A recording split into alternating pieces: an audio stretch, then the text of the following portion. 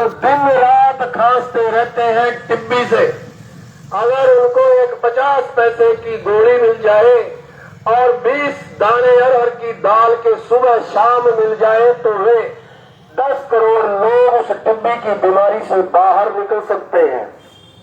7.5 करोड़ लोग शहरों की तहसीलों से लेकर और सुप्रीम कोर्ट तक न्याय के लिए दर दर भटक रहे हैं।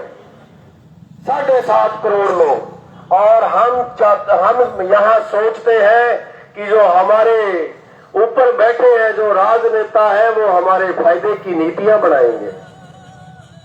कभी सोचो हम गरीब क्यों हैं? ऐसी चीजों की मनन करना पड़ेगा, सवाल खड़े करने पड़ेंगे। आप भागते हो, कभी जगराता लगाते हो, कभी कोई जम्मा लगाते हो, कभी कोई पाठ करवाते हो, कभी इधर भागते हो, कभी उधर भागते हो, कभी ताबीज बनाते हो, कभी पानी मंदराते हो। वो चीज नहीं, पानी मंदराने का नहीं है, सरकारों को मंत्रने का वक्त है।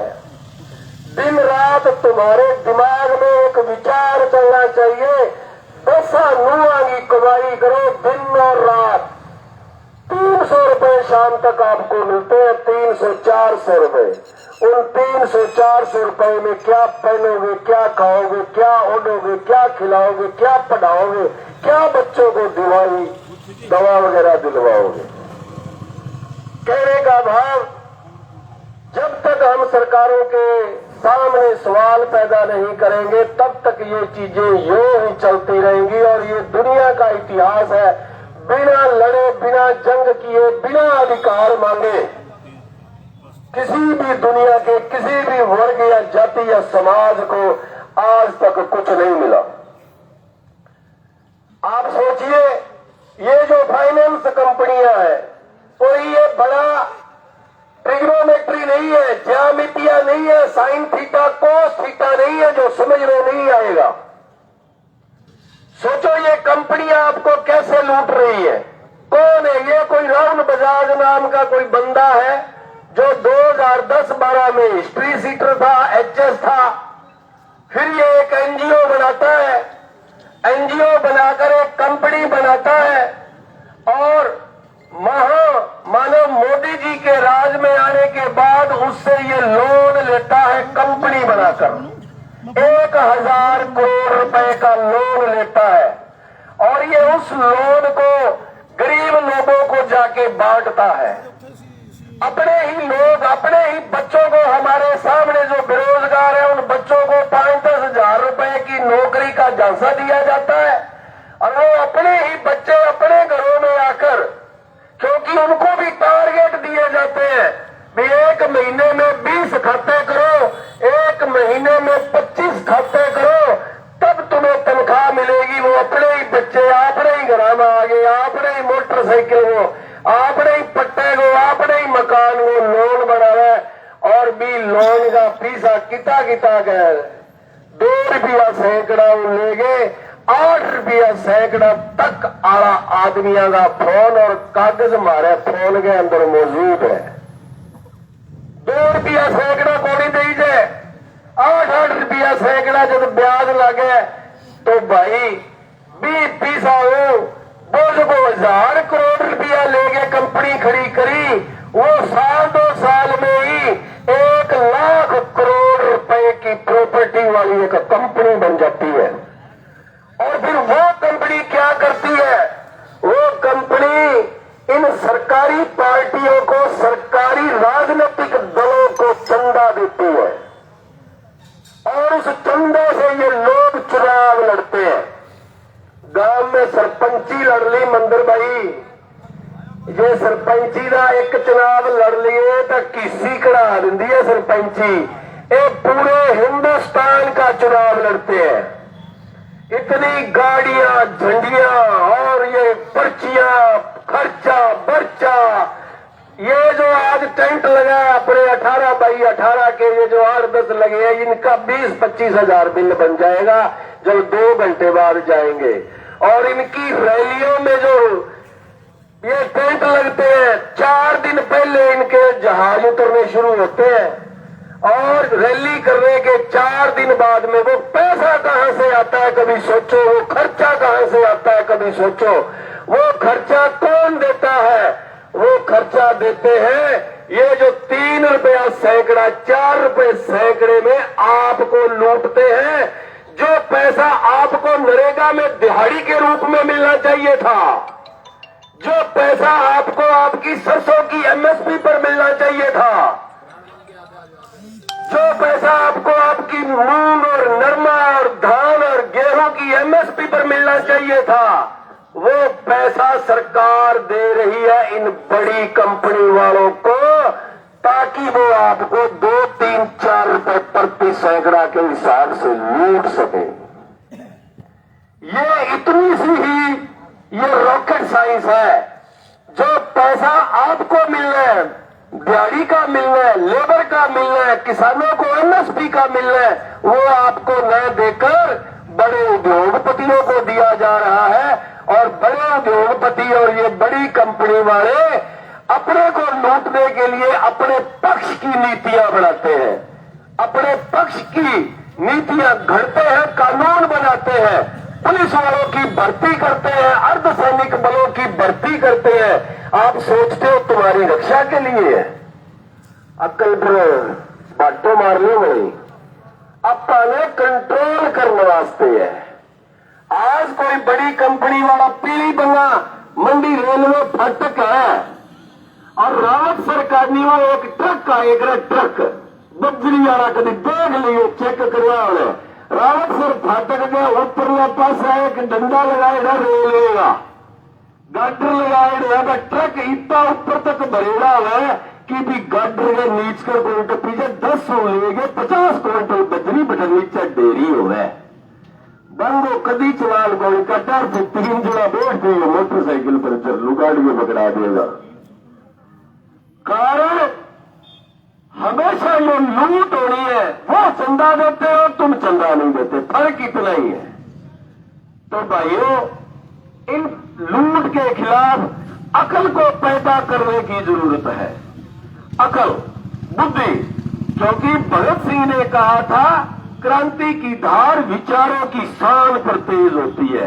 अगर आपके पास विचार है और तर्क है, तभी आप किसी समाज को बदल सकते हो, अपने आप को बदल सकते हो और दुनिया को बदलने की सोच सकते हो।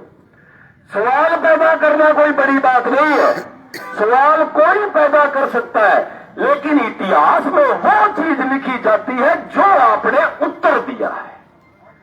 सवाल का आप उत्तर कैसे देते हो? अब जो हमारे सामने सवाल आया है कि ये 2 लाख या 3 लाख रुपया लेकर लेने वाला कोई किसान है, कोई मजदूर है, कोई एक आम आदमी है जिसने 2, 3, 4 लाख का कर्ज ले लिया और उस कर्ज को वो भुगता नहीं पाया, क्योंकि जुर्माना और पेनल्टी पे पेनल्टी ने इतना बड़ा बोझ बना दिया कि उसकी जो मूल राशि थी, वो मूल राशि पर ब्याज लगकर वो राशि 5 गुना से लेकर 10 गुना हो गई।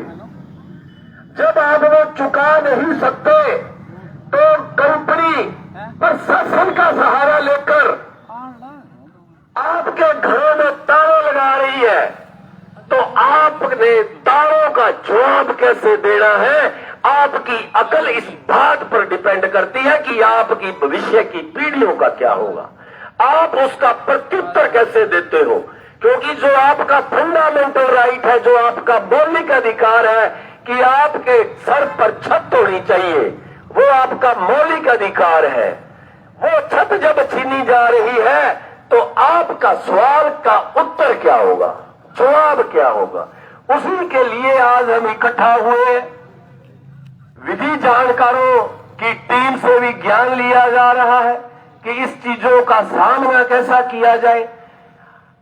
मैं थोड़ी सी और पुरानी बात करूंगा। आजादी से पहले कई लोगों को पता नहीं है कि भाई पैसा लिया है तो चुकाना पड़सी, कईयों का गैस हो गया। पैसा तो ले लिया, बैंक का पैसा है, देना पड़सी। अरे देने पड़ेंगे पर कुछ हैसियत तो हो। एक काली बंदा से बंदा हमारे पास बैठा, नाम नहीं लेंगे। अब उसकी हैसियत क्या है? वो एक मजदूर आदमी है, किसी आरे परल सा मिल पर वो 300 रुपए प्रतिदिन के हिसाब से मजदूरी करता है। अब उसको किस्तें बढ़ा के दे दी, मूल राशि ली थी उसने 8 लाख और उसका पास करके 7.25 लाख रुपया हुआ।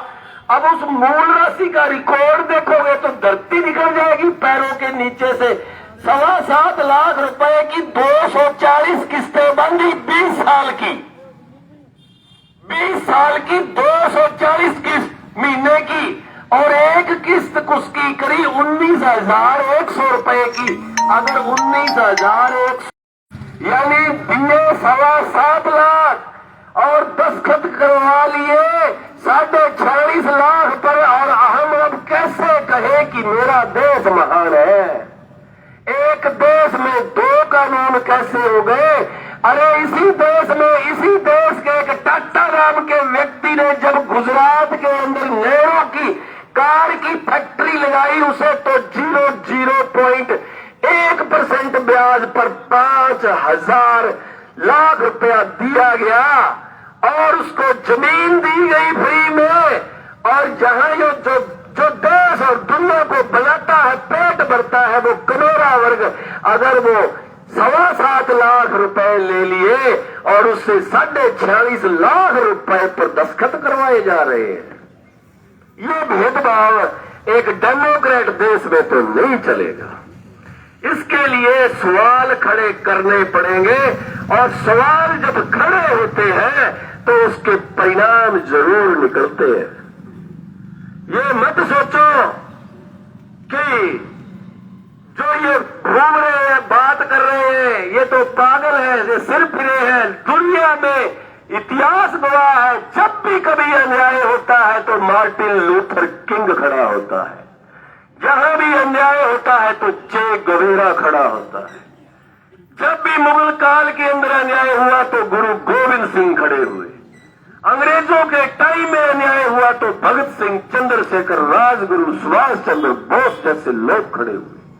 और जब ये लोग खड़े होते हैं तो ये क्रांतियां धीरे धीरे बनती बनती कब जन लहर बन जाए, ये अमेरिका में दास प्रथा पढ़कर उसका इतिहास देख लीजिएगा।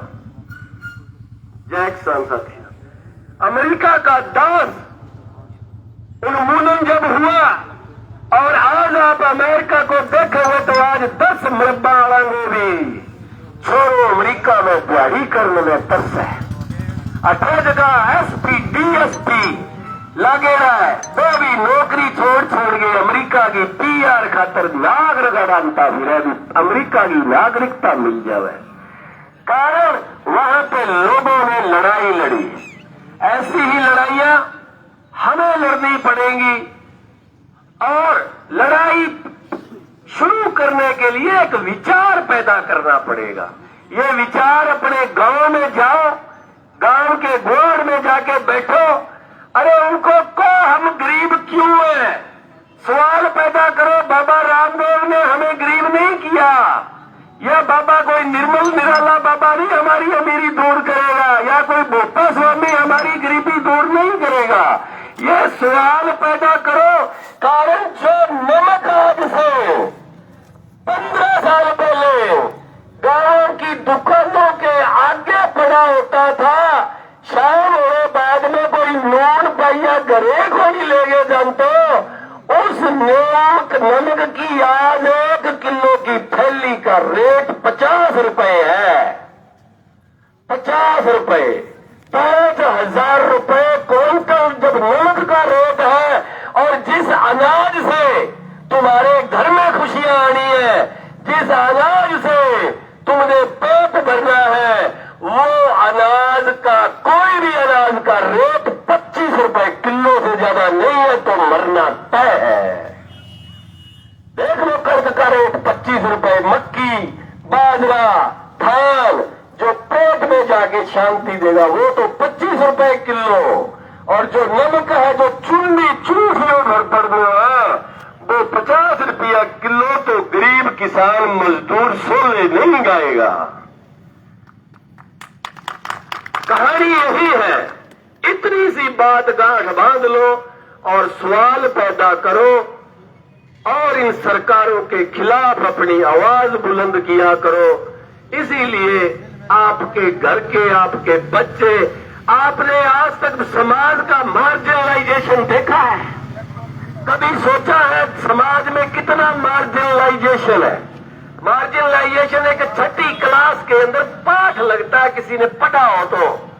मार्जिनलाइजेशन वो होता है कि कौन लोग हैं जो चौपर में चलते हैं, कौन लोग हैं जो हवाई अड्डों पर जाते हैं, कौन लोग हैं जो रेलवे की एसी बोगी में बैठते हैं, कौन लोग हैं जो दिल्ली के मेदांता में दवाइयां लेते हैं, कौन लोग हैं जो ये जोमेटो को और ये डोमिनोज को वहां पे जाके ऑनलाइन पेमेंट करके घर पर खाना मंगाते हैं, कौन लोग हैं जो कुल्लू मनाली कसौली जाते हैं, कौन लोग हैं वो? ये चीजें सोचो और एक अपने बारे में सोचो।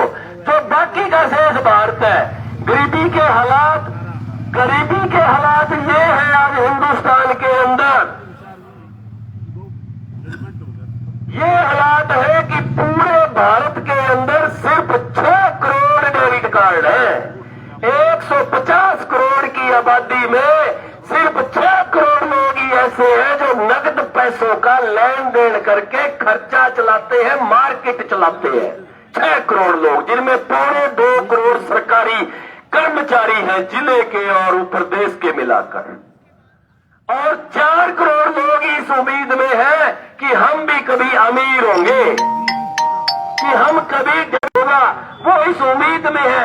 अंदर लोग डीमोनेटाइज हैं, वो सिर्फ 3-4 हजार महीने का कमाते हैं, हैंड टू माउथ चलते हैं और शाम को सो जाते हैं।